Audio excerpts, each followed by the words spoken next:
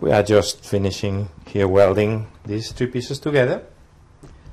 Now we're going to wrap this into that structure that is going to help us supporting the head.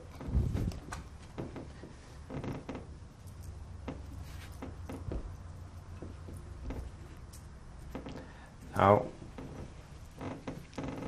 we just wrap here, we weld these parts, and later we will reshape the right shape.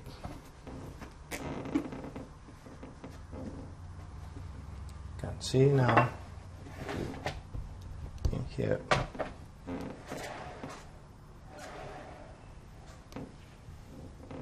Next we are going to make the head.